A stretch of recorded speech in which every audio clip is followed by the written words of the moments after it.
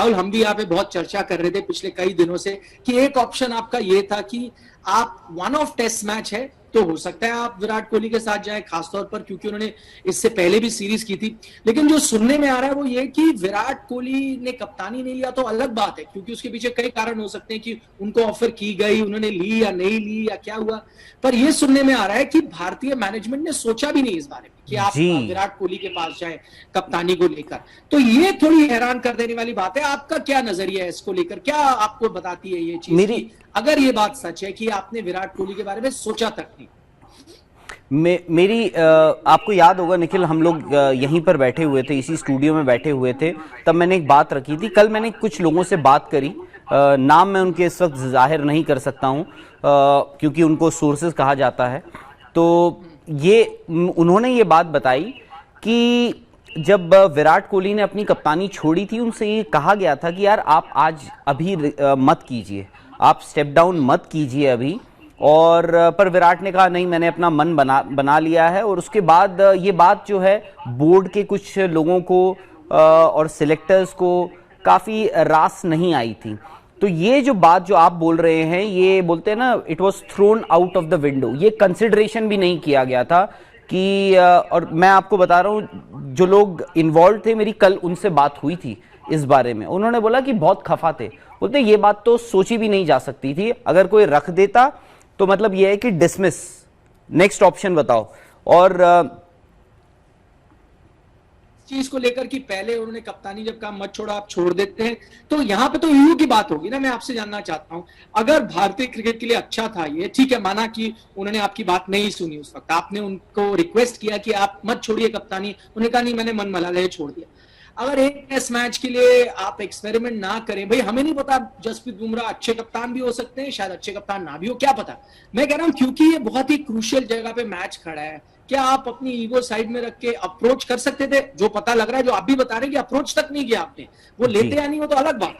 नहीं देखिए, पहला अप्रूवल आना, पहला अगर उस टीम का एक अहम हिस्सा हूं और मुझे लगता है कि विराट कोहली एक बेहतर कप्तान हो सकते थे, वाजिब चॉइस हो सकते थे इस टेस्ट मैच के लिए, जैसे आपने कहा वन ऑफ टेस्ट मैच है, तो मैं पहले विराट कोहली से नहीं पूछूंगा, मैं पहले पूछूंगा कि भाई जो लोग इन्वॉल्व हैं, चाहे वो सिलेक्टर्स हों, बोर्ड के आला अधिकारी हों, या जो लीडरशिप ग्रुप है, ऑफ कोर्स उसमें तो विराट कोहली भी आते हैं, कि भाई पहले उनसे पूछूंगा कि ये बात विराट कोहली के सामने रखनी चाहिए या नहीं रखनी चाहिए।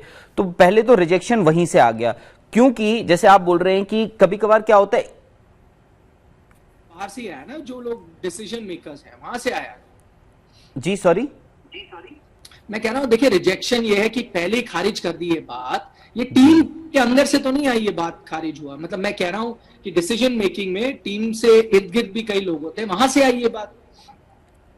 बिल्कुल बिल्कुल वहां से आई। और दूसरी बात ये भी होता है ना कि आपको लगा, उनको ये भी लगा हो सकता है कि यार एक बार हम हो चुका है हमारा एम्बैरेसमेंट, व्हाट इफ हम बोल दे हाँ जी आप कर लो, कहीं विराट कोहली दोबारा बोल देते नहीं जी मैं नहीं करूंगा, क्योंकि मैं एक बार जो चीज छोड़ चुका हूं वो मैंने छोड़ दी। तो ये ईगो की बात, ईगो की बिल्कुल, तो ईगो उधर भी इधर भी, दोनों तरफ का ईगो क्लैश था ये। खैर अब देखिए कि आप और मैं हैं, आप और मैं, ठीक है, मैंने आपको किसी काम के लिए पहले रिक्वेस्ट किया है, ठीक है ना, कि आप मेरी मदद कर दे इस दिन, आपने एक बार मना कर दिया, आपके कुछ होंगी रीजंस या कुछ, आपने मना कर दिया। अब मैं अगली बार जरूरत है, और अगर मतलब हम एक टीम का हिस्सा है और मुझे लगे टीम के लिए बेहतर है कि आपको फिर से मुझे पूछना चाहिए, तो क्या मैं इसलिए ना पूछूं क्योंकि आपने पिछली बार मना कर दिया, या मैं ये सोचूं कि नहीं हमारी टीम का भला है, एक बार फिर पूछना, क्या पता है इस बार उन्हें भी लगे या इस बार कोई कंपल्शन ना हो, इस सिचुएशन के लिए थोड़ा एक्सेप्शन वो करे। मतलब बेहतरी किसके बारे में सोचते हैं आप, टीम के बारे में? देखिए बात आपकी वाजिब है। अभी फिलहाल सिचुएशन ये है कि जसप्रीत बुमराह को कप्तान अनाउंस कर दिया गया है। अब कल हमें मौका मिलेगा नहीं इस मंच पे दोबारा मिलने का, तो मैं आपसे सीधे सीधे पूछ रहा हूं कि आपकी 11 क्या है। और क्योंकि मेरे लिए ना 11 चुनना, जो बैटिंग ऑर्डर है वो ज्यादा डिफिकल्ट नहीं है, मेरे लिए बॉलिंग कॉम्बिनेशन चुनना ज्यादा डिफिकल्ट हो रहा है। तो मैं आपसे पहले शुरुआत करता हूं, अपनी 11 बताइए। 11 मेरे लिए आसान है। मतलब जो मैं ये नहीं कह रहा वो 11 जो जरूरी नहीं टीम खिलाए, बिल्कुल बिल्कुल कि भारतीय टीम है, बिल्कुल। मैं अपनी पसंदीदा 11 बताता हूं। उसमें आपके ओपनर, क्योंकि अब रोहित शर्मा नहीं है, मुझे पता है कई और खिलाड़ियों के बारे में बात हो रही है, केएस भरत, मयंक अग्रवाल, ये वो नहीं, मैं तो आपका सीधा सीधा यहाँ पर चेतेश्वर पुजारा को ओपन कराऊंगा शुभमन गिल के साथ। तो ये हो गई सलामी बल्लेबाजी। नंबर 3 पे आपके आते हैं हनुमा विहारी, वो इसलिए क्योंकि नंबर 3 पर पिछली सीरीज खेले थे वो श्रीलंका के खिलाफ जो टेस्ट आपने खेला था, और ये मैनेजमेंट हम देख रहे हैं कि वो कह रही है कि नहीं हम खिलाड़ियों के साथ रहेंगे, इतनी जल्दी कुछ फेरबदल नहीं करते। और एक अर्धशतक, 3 पारियां थी, एक अर्धशतक था शायद उनका उसमें, तो उन्होंने एक अर्धशतक लगाया। तो मेरे नंबर 3 हो गए आपके हनुमा विहारी। 4 पे विराट कोहली, ठीक है, नो डाउट अबाउट दैट। 5 पे आ गए आपके श्रेयस अय्यर, वो इसलिए क्योंकि वो भी नंबर 5 पे थे पिछली सीरीज में, अगर आपको याद हो, और 3 पारियों में उनका एक अर्धशतक था, एक 90 थे, तो 2 अर्धशतक हो गए 3 पारियों में श्रीलंका के खिलाफ। तो वो हो गए मेरे 5 नंबर पे। फिर आपके आ जाते हैं 6 पे ऋषभ पंत, हाँ ऋषभ पंत आ गए। फिर आपके आगे Ravindra Jadeja at 7, R Ashwin at 8। मैं दोनों स्पिनर्स देखना चाहूंगा, क्योंकि जितनी हमने लोकल खिलाड़ियों से बात की है, इंग्लैंड के खिलाड़ियों से बात की है, मोइन अली, ग्रैंड सोम, सबका कहना है कि आप स्पिनर खिलाएं। ये हमारे हो गए 2 स्पिनर और 3 फास्ट बॉलर। उसमें तो मोहम्मद शमी, जसप्रीत बुमराह हैं, मैं मोहम्मद सिराज को खिला लूंगा। अगर आपने उसकी जगह, सिराज की जगह उमेश यादव भी खिला दिया तो मैं ज्यादा, मतलब इसमें कोई आई डोंट थिंक इश्यू। क्या ऐसी पॉसिबिलिटी है, क्या ऐसी पॉसिबिलिटी है कि शार्दुल ठाकुर और सिराज में, हालांकि देखिए सिराज ये बहुत ही शार्दुल ठाकुर और सिराज में, मतलब ये जिस उनकी जो सिराज की रेड बॉल फॉर्म है, उन दोनों में चूज करना ये है कि चॉक एंड चीज की बात होगी फिलहाल। With all due respect to Shardul Thakur, chalk and cheese की बात होगी। क्या ऐसी पॉसिबिलिटी है कि आप शार्दुल को लेकर आ जाए मोहम्मद सिराज की जगह? नहीं, वो शार्दुल सिर्फ आ सकते हैं एक स्पिनर की जगह।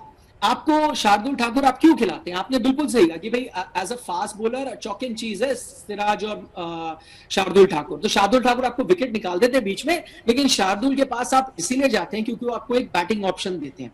अब बैटिंग ऑप्शन अगर आप दोनों 7 पे जडेजा खेल रहे हैं, 8 पे अश्विन खेल रहे हैं, तो आपको नंबर 9 पे बैटिंग ऑप्शन नहीं चाहिए। उसके बाद फिर आप आउट एंड आउट उस बॉलर के साथ जाएं जो आपको विकेट निकालेगा, जो आपका मैच विनर हो सकता है। एंड बिटवीन शार्दुल सिराज, जैसे आपने कहा, I think bigger match winner is Siraj. मैं तो कहता हूं सिराज अगर आप नहीं जाते, मान लीजिए अगर थोड़ी भी आपको हिचकिचाहट है, तो आप उमेश के साथ फिर भी मैं चला जाऊं, बट आई थिंक सिराज उसमें भी आगे हैं।